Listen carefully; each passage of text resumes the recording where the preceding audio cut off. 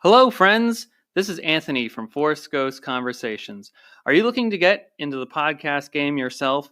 Well, if you haven't heard about Anchor by Spotify, let me tell you, it's the easiest way to make a podcast with everything you need all in one place. Let me explain. Anchor has some tools that allow you to record and edit your podcast right from your phone or computer. Then, when hosting on Anchor, you can even distribute your podcast on listening platforms such as Spotify, Apple Podcasts, and many, many more places. It's everything you need to make a podcast all in one place. And get this, everyone, best of all, Anchor is totally free. Just download the Anchor app or go to anchor.fm to get started today.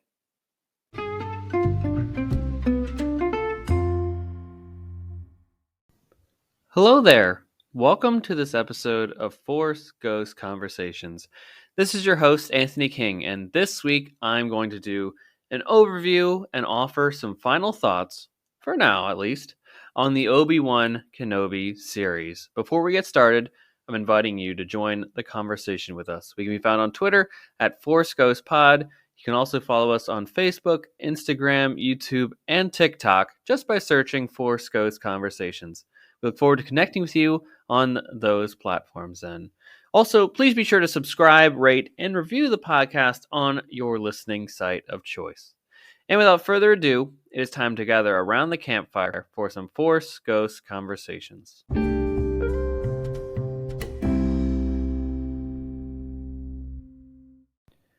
All right, everyone, let's get into our show for today, which I'm dubbing Opening Up with Obi-Wan. I mean, it's a working title. It's not the best, but it's also not the worst either. It's a good enough title, if you ask me.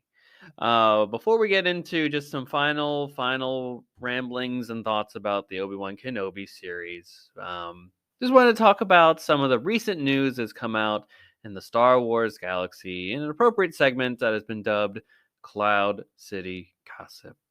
Now, first, a new trailer for the upcoming documentary series Light and Magic premiered this past week.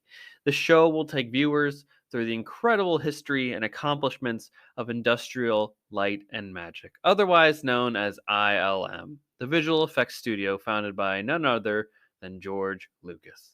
Light and Magic is directed by Lawrence Kasdan, who you may know from the Star Wars universe, and executive produced by Ron Howard, who you may also know from the Star Wars universe. It's also produced by Brian Grazer, Justin Wilkes, Lawrence Kasdan, Kathleen Kennedy, and Michelle Rejwan. The 6-part series will premiere on Disney Plus on July 27th. There was also a cool poster released alongside the trailer, which you can find on our social media channels. And honestly, get ready, folks, because we will definitely be covering that show here on Force Ghost Conversations. I am all in on it. That trailer is fantastic. Go check it out now. We may even do an episode about it. Additionally, tickets went on sale and sold out fast for Star Wars Celebration Europe that's taking place in London next April. Only a select number of single-day tickets are currently available for adults. So if you're planning to attend the convention, be sure to get your tickets now before none remain. And you can get those tickets over at StarWarsCelebration.com then. Finally, the book Star Wars Shadow of the Sith is now available for purchase. It's written by Adam Christopher, and this book tells a pivotal story to the Skywalker saga, taking place between Return of the Jedi and The Force Awakens. It features Luke Skywalker, Lando Calrissian, Ochia Bestoon, and even Rey's parents. Be sure to check out this book as soon as you can. And with all of that, that is all the news that I have compiled for this week's episode. We'll be right back on the other side of this quick break to do some final ramblings, thoughts, ideas, just a geek out session basically on the entire Obi-Wan Kenobi series. We'll be right back, folks.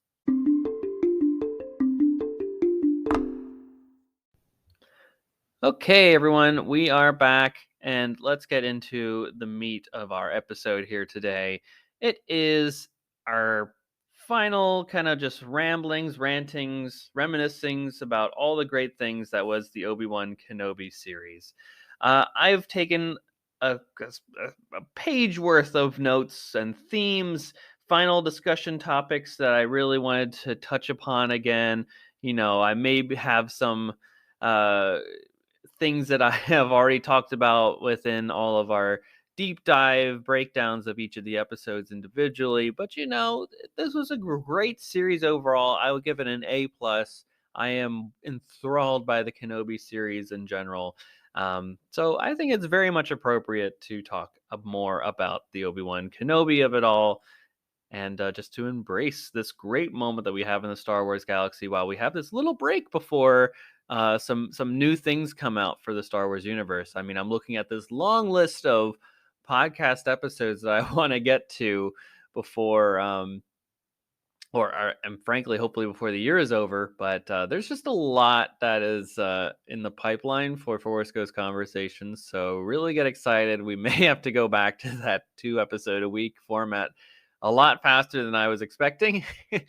But certainly when Andor and Bad Batch kind of coincide with each other, we'll be on that. But yeah, there's a lot to catch up with, especially after the big news dump that is Star Wars Celebration.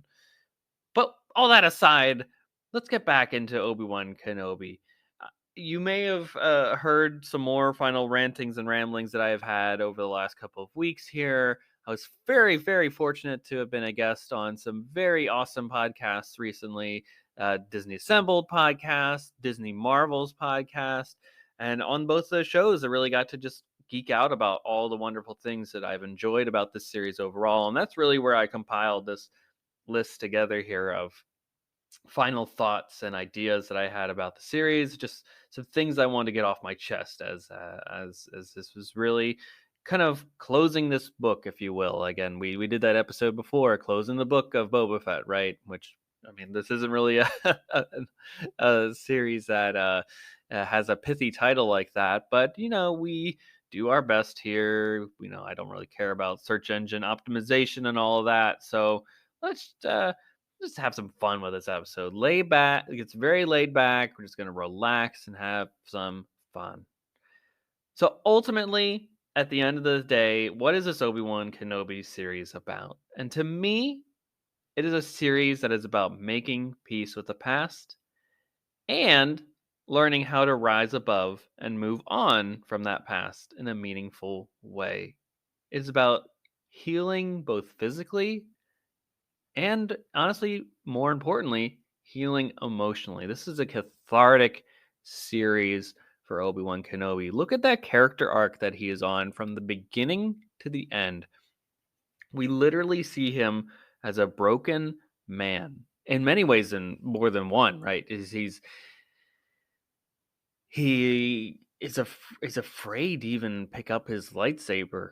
He's afraid to call upon the Force. He's cut himself off from all that. He's even afraid to even be seen out in public, really. He's afraid to talk to another Jedi, to even acknowledge who he was in the past in some way, shape, or form. And to go from that to a person that can now see his former master, Force Ghost, Qui-Gon Jinn, who was literally saying, I was here the entire time. You just couldn't see me. You weren't opening up your mind to the possibilities and opening up your heart to move on and to see what was ahead of you. He's a man that is laughing again. I would have never thought it would, from that first episode there that we'd see him laughing at the end of this, but that just shows you the trajectory that he went on over the course of this adventure. I mean, come on now. He's inspiring people again. He's being a leader. He even tried to, whatever he was trying to do with Anakin. I firmly believe he wasn't going down there to kill him. I think he was trying to buy time for those people to escape and, do the Jedi thing, the selfless act of that all. But I also think there was a part of him that was trying to see if there was any of that former Padawan of his, anything of that brother that he had. And obviously that'll be another episode some way down the line where the failures of Obi-Wan, right, in how he interacted and handled his relationship with Anakin, right? He always saw him as a brother, whereas Anakin probably needed a father, right? I think that is a very clear misstep from the prequel trilogy. Obi-Wan at the beginning is faithless, and obviously I've mentioned he's living in fear. But now he can see the path again. He's at peace. He is ready to start a new journey with this renewed confidence in himself and vigor. He's laughing and trusting again. Now, if we could go back to the beginning a little bit with Vader, why is this person, Obi-Wan Kenobi? I've talked about this a lot. Why is he the bane of his existence? Right? When he says later to him, "What have you become? I am what you made me." He is channeling all this rage, aggression, anger, hatred, all the things that make up the dark side, and blaming his suffering on Obi-Wan Kenobi. He is the reason that in his mind that he is now within this tomb, this mechanical Frankenstein-esque monster that he is. Like, it's all because of Obi-Wan. It's Obi-Wan's fault. He's holding him back, right? All that stuff, right? It is Obi-Wan. And for Obi-Wan to rise above that at the end of the day and just to be like, nope, see you later. Goodbye, Darth. The person that I knew, cared about, loved, gone. Right? The duality of Anakin Skywalker and Darth Vader, which I firmly believe that here. I'm on record here at Force Ghost Conversations, and I believe in the changing of opinions and ideas and stuff like that. That's totally fine. You're allowed to have a different opinion too in this matter. It's okay. It's okay for me. But I to this point and previously have always held the belief that Anakin Skywalker and Darth Vader are two entities. Now, Hayden Christensen may say that they're one, right? That's fine. That's fine. Not gonna not gonna attack him on that. I personally have always seen them as two different individuals. The good person that was Anakin Skywalker dies at some point in Revenge of the Sith, right? You can have your debates on when that happens, but then that Vader, shuts him off, puts him away, kills him, right? And then it's Luke Skywalker that helps bring him back, that the good person that was Anakin, to overcome the Darth Vader that is within him, right? It's a constant battle of it all. Kenobi is frankly all that matters then. And once that is taken out of his way, I don't know what that'll do for Vader, because he'd have to look inward then. So, what you need, if you're someone that's kind of basing off all of your problems and existence on this one focus, which is something that we've talked about with Anakin before, he has a singular track mind, right? He's the ability to compartmentalize everything into one straight focus, right? It's also his downfall in many regards too, where he's not able to see the larger picture at hand. If we talk about that flashback scene, which is a great juxtaposition of understanding Vader at large, if you ask me, right? Obi-Wan has this wise counsel to him in this flashback sequence, which again affects the episode 5 on its own, and even episode 6 too. Part 6, part 5, part 6. He says your need for victory blinds you, right? You can't see the larger picture at hand, and it's a lesson that he's yet to learn. And I think only, in my opinion, only learns when he takes out the Emperor in Palpatine in Return of the Jedi. So frankly, like, that is where we're at with this. Like, I mean, that's a great flashback fight sequence. Vader is coming at this. He's trying to, make him suffer the way that he did. And he does for a bit there too. But at the end of the day, when we see these two characters part their ways, right? Vader is told to basically calm down, remind him of his place and his purpose in serving the Emperor, and to, I think the Emperor is afraid too, in many regards, Palpatine, and potentially losing this asset to him, this thing that he's cultivated over the course of these last 30 years. And they're on their separate paths again. But honestly, I'm very intrigued at the Vader of it all. The Vader of it all, exactly. So I just wanted to go through several themes here that I noted and wrote down throughout the course of the series that I will take away henceforth and constantly reflect upon and think about. And I hope that you were able to as well. I mean, this is really, at the end of the day, Star Wars is a morality tale. It is something that, as George Lucas would say, it's something for 12-year-olds on the precipice of becoming adults and going out into the world to learn these morality lessons so that they can go out and be good people themselves, right? But even, there's a 12-year-old in all of us, frankly, and if you're able to tap into that, then you're never old. You're forever youthful, right? So I've just got several themes here that I've written down that I think are super important to take as we go on into our own lives and take these myths and fables into the larger aspect that is humanity and living with other people and trying to be good stewards of humanity. So first off, I have actions speak louder than words. This was a consistent one. I think it's even said verbally in one of the episodes. I think episode 3, part 3, and especially when it comes to like Tala, Ned B, Roken, Haja, these great side characters that make up the Obi-Wan Kenobi roster of characters that are constantly putting their lives on the line despite what they might have done in the past or their failures or shortcomings. These are characters that are forging ahead. They are examples to Kenobi. Right? What did these side characters do? They provide the examples to Kenobi that it is possible to heal, to move on. What we've done in the past, only it's in the past. You can't do anything about it. But you can do something about what is happening right now. You can prepare for what's happening tomorrow, what's going to happen a week from now, what's going to happen in the future. You can do that. And if it's something that is a part of your morality and your values, then do the actions that align with those. Be a good person, right? But what does that mean if you consider yourself a good person, right? What does that mean? Do the actions in order to back that up.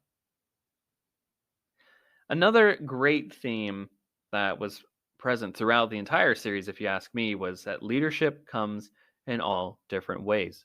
And if you want to add a little like ellipses to that, and shapes and sizes. Roken obviously is the prototypical like great leader. He's got this charisma to him. He has this ability to communicate, which is central to all leadership, right? But he inspires people behind the cause. And I hope that we get to see Roken in some other story one way or another in Star Wars, right? I hope that he maybe appears up in an Andor or another animated series or some other comic book, whatever. Maybe his own series. I don't know. I would love to see more of this character and more of how he develops his own personal leadership, right? He's able to basically lead this group of people that are a part of this underground network called the Path that are helping Jedi and other non-sympathizers to the Empire escape freely and give them passage and new identities so that they can live and continue their work, basically. That is exciting. But he is kind of like the poster boy, I would say, for probably good leadership. But that's kind of Leia's arc at the end of the day in this series. Um, she starts this kind of not knowing her place and kind of just doing dignitary things out of necessity because she has to. It's part of her duties as being a princess and being a part of the royal family and being a part of something that is, part of the Alderaan political system. But she realizes that through this experience that she can enact change through her actions, of course, and through her words, right? That's pivotal. But it doesn't matter what your height is, what your age is, as long as you do the work that needs to be done in order to make effective change, you can do it in any age capacity, right? Leadership sometimes means just doing your job right. Sometimes it means inspiring others. Well, it always means inspiring others, frankly, but sometimes by doing your job right and doing it in an effective way is inspiring to other people, right? I don't want to discount any of that. If you're a person that does your job and you're a model employee to others, then that is, I would argue, a great example of leadership. Because if you're there and you're exemplaring what should be done, then by all means, go forth and do it. You are a leader in your own right. But Leia, again, at the end of the day, she learns that she can make change, but she needs to do the work behind it that inspires others. And she learns that she can be that. She learns that she can be an effective force in the galaxy. She saw the turmoil that is happening. Like, I think she was sheltered very much so.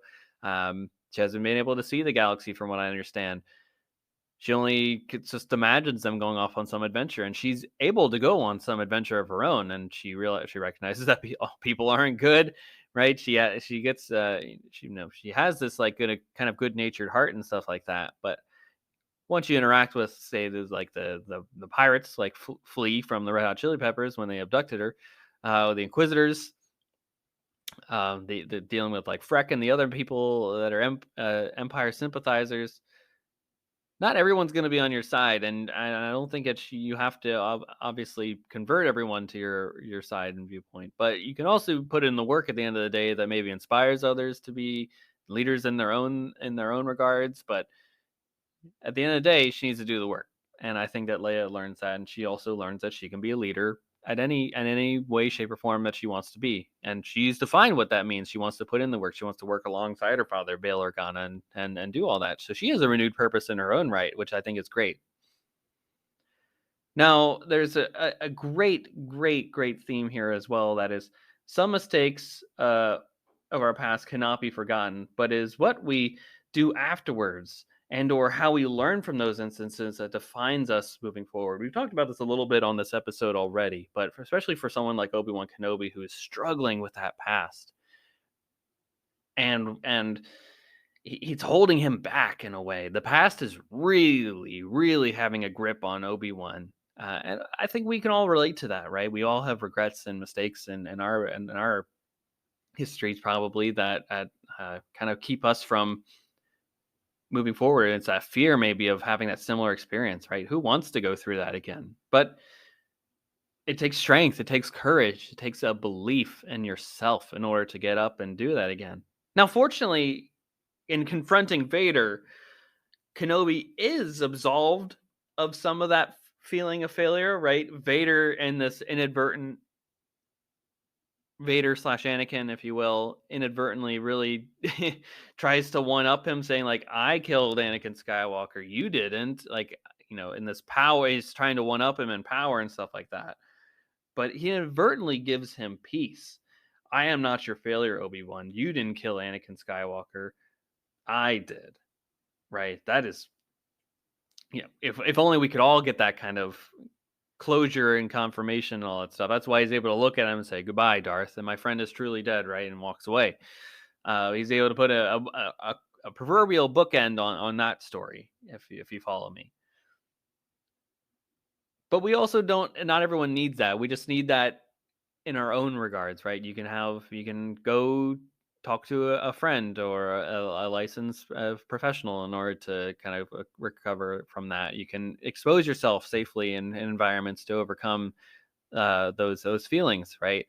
There are definitely other ways to do that, to confront these fears and failures, but uh, at the end of the day, we must confront them. Right? It's the ultimate destiny of a Jedi is confronting fear, as Luke would say, or paraphrasing that, of course, in The Rise of Skywalker. It's a great thematic element that goes throughout the entire morality tale that is Star Wars. Also, I think in that same regard, in regards to the actions speak louder than words, leadership comes in all different ways.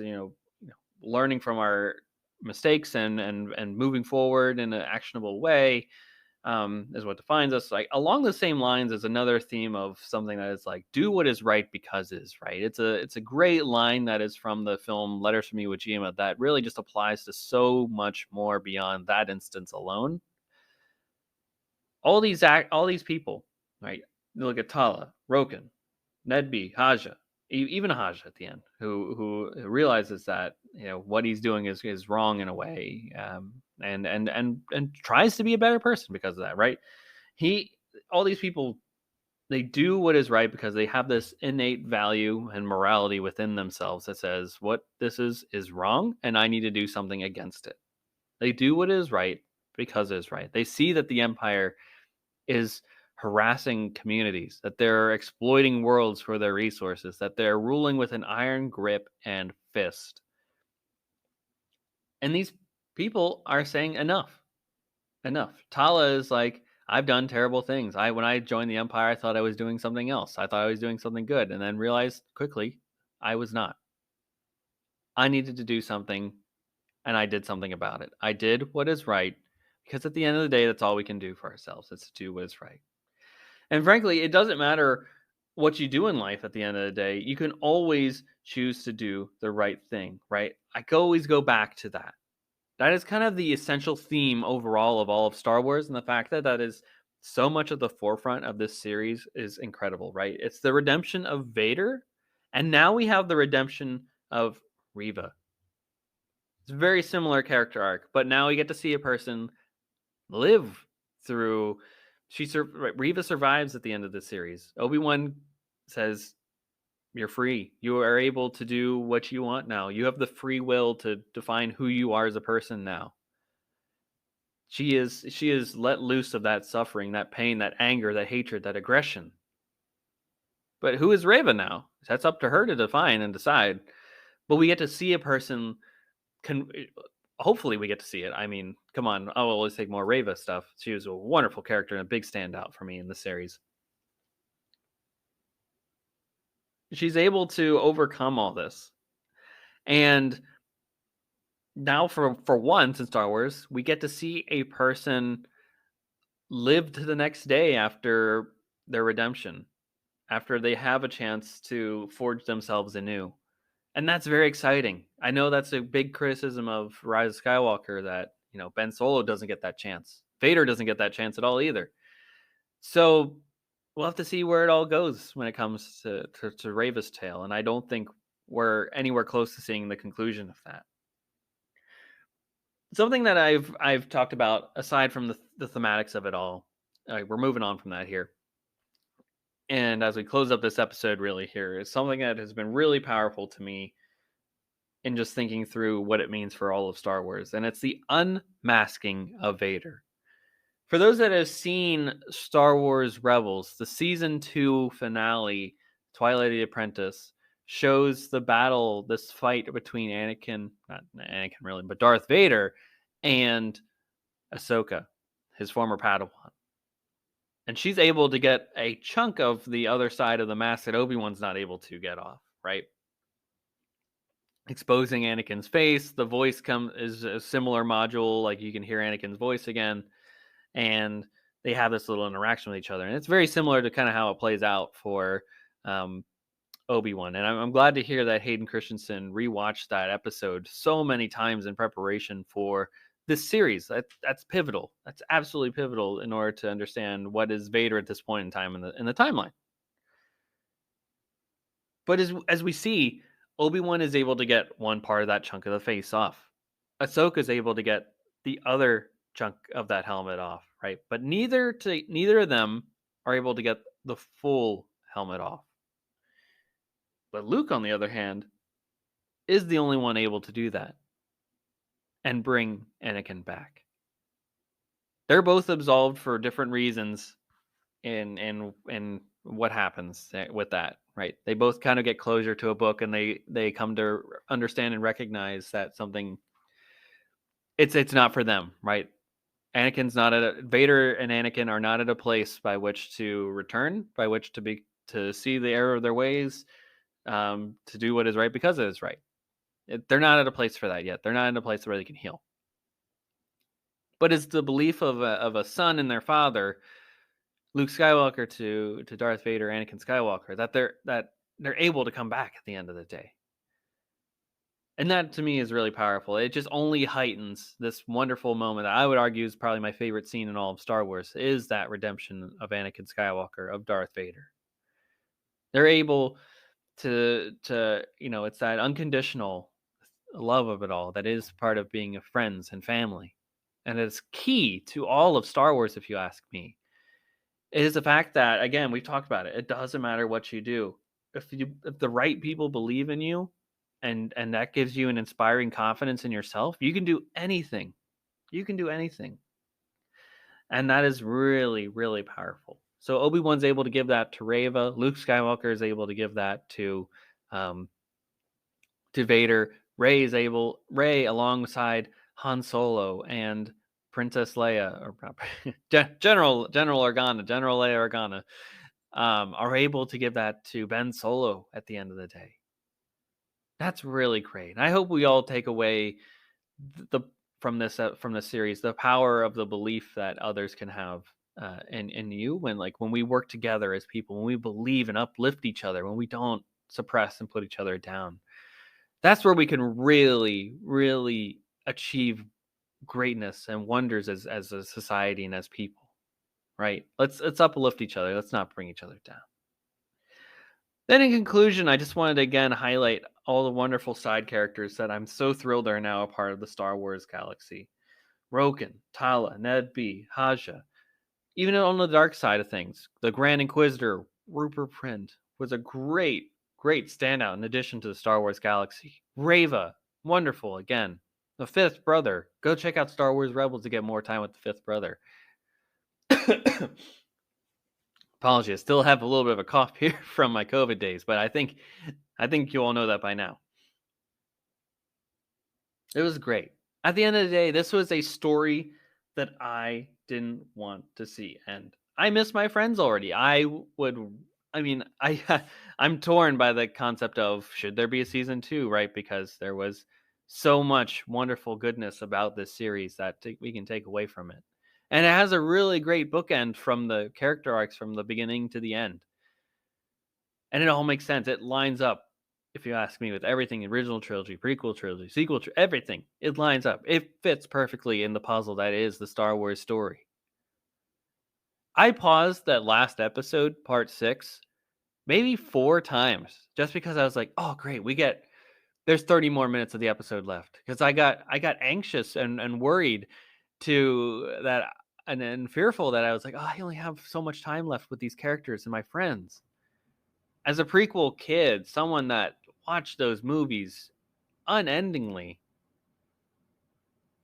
I I just loved having these actors portray these characters again, and there was an inkling of fear that was like, I may never get to see these again, so I better enjoy it now. But also, part of me, it's like, if only. I will take a season 2. I trust the people at Lucasfilm and the story creatives behind it, and if they want to, that they would pull it off. I have no doubts that there's nothing that Lucasfilm has ever done up to this point that has given me reason to pause and question otherwise. Now, that may be not the case for you, but it's certainly an appropriate discussion and debate to have. That's kind of where I'm at this point, right? If they want to do it, I'm going to be full-heartedly in line to support it every single way. And with that, everybody, that is basically everything that I've got at this point for the Obi-Wan Kenobi series. Thank you again to everybody who have been supporting Force Ghost Conversations from the start. If you hopped on at the middle, if you just hopped on here during the Obi-Wan Kenobi sessions, thank you so much for listening. We've got so much great stuff in the Star Wars universe to continue, so be sure to subscribe, tell your friends about us, keep the conversations going, connect with us on all the social media platforms. We really appreciate it. Let's keep growing the seats of the proverbial campfire that is Force Ghost Conversations, because there is so much more goodness in the Star Wars galaxy, and we're here to perpetuate the good. We're here to have great, deep intellectual conversations about all this stuff. And with that, everybody, thank you again for listening. May the Force be with you, and we'll be back next week, with a brand new episode about something in the Star Wars galaxy. Thank you.